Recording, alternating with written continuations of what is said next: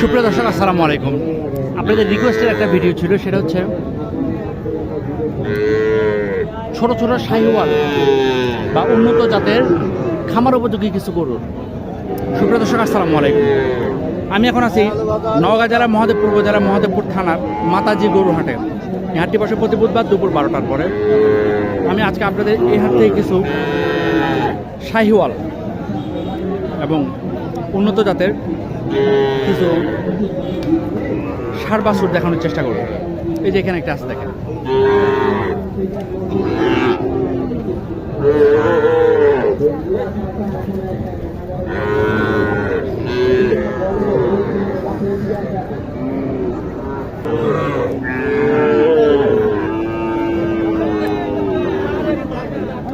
এই গরুটি বিক্রি